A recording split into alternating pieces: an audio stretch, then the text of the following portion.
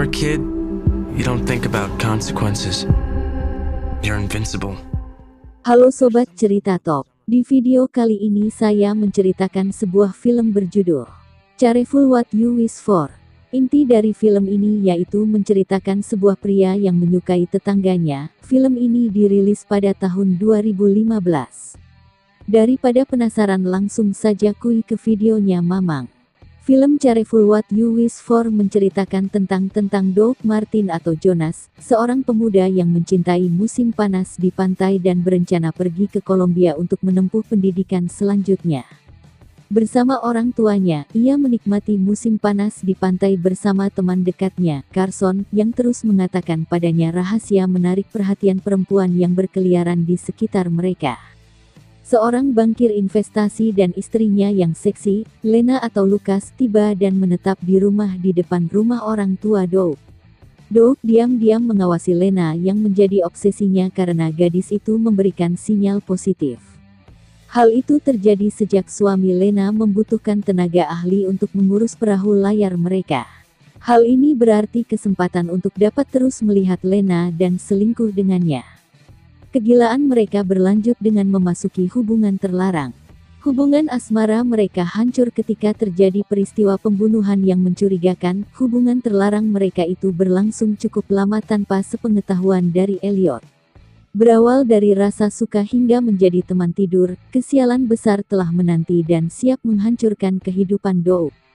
Film arahan Elizabeth Allen ini adalah erotik thriller yang memberikan ketegangan dalam memacu adrenalin audiens, bukan melalui adegan-adegan sadis atau mencekam seperti dalam film bergenre serupa, melainkan lewat kucing-kucingan karakternya dalam usahanya menghindari setiap permasalahan yang akan datang.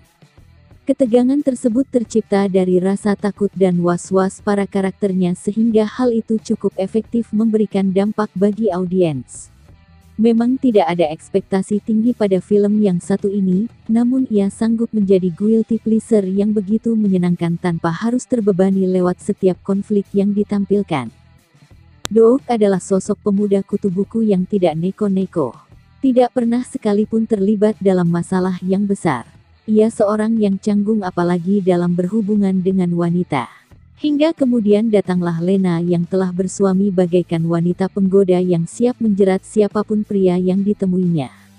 Cukup menggelikan menurut saya, Doug yang sedari awal terlihat sebagai pemuda baik-baik menunjukkan transformasi yang terasa terlalu cepat untuk menjadi selingkuhan dari Lena. Tanpa menjelaskan motivasi terdalam seorang Doug selain karena cinta, hubungan keduanya semakin konyol di saat Doug dengan sekejap menjadi serigala kelaparan. Berbeda dengan Lena yang cukup memiliki motif dikarenakan suami yang kerap berlaku kasar, namun hal yang sebaliknya terjadi pada Doug. Menggelikannya lagi, keduanya bagaikan kesurupan, setiap berhubungan seks tanpa tahu dalam zona aman maupun tidak. Seperti dalam film-film sebelumnya, Isabel Lucas tetap tampil sebagai wanita penggoda penebar nuansa erotisme kental. Paling terbaru dapat dilihat dalam The Love yang tayang beberapa bulan yang lalu. Sebenarnya saya tidak begitu mempermasalahkan karakter yang ia perankan, sebab keganjilan lebih banyak terlimpahkan pada karakter Doug. Terlihat berlebihan memang, bila harus mengomentari karakter dalam tipikal film seperti ini. Namun memang pembentukannya cukup mengganjal di bagian awal-awal. Akibatnya, paruh awal tersebut terasa begitu membosankan dan terlalu banyak diisi kucing-kucingan antara Doug dan Lena dengan Elliot. Untung saja tidak berapa lama kemudian Elizabeth Allen segera melemparkan twist di pertengahan yang menandai dimulainya segala ketegangan dan sedikit mengerjai. Akhirnya semakin jelaslah pada konflik yang memuncak dan mulai terbaca arahnya. Seperti yang saya singgung di paragraf awal, ketegangannya hadir lewat posisi Doug yang terjepit di antara pilihan-pilihan yang sulit. Menimbulkan ketakutan dan was-was yang sesekali juga hadir dalam perasaan saya. Setelah paruh awalnya ia kucing-kucingan dengan Elliot, maka sisanya kemudian menjadi bagian aparat penegak hukum yang ganti mengejar Doug ke sana dan kemari. Sebagai orang yang awalnya bersih dan lantas mendapat perkara yang memberatkan, tentu saja bayang-bayang kelam terus menghantui. Kesan itu diperkuat lewat Doug yang mulai mencurigai bahwa setiap orang memberikan pandangan mata yang tidak biasa kepadanya. Dari titik ini, karakter Doug mulai terlihat menyenangkan ketika ia mulai diposisikan sebagai korban. Menyenangkan, sebab kita melihatnya sebagai sosok bodoh, dan dengan mudahnya kita akan melampiaskan segala kesalahan itu kepadanya.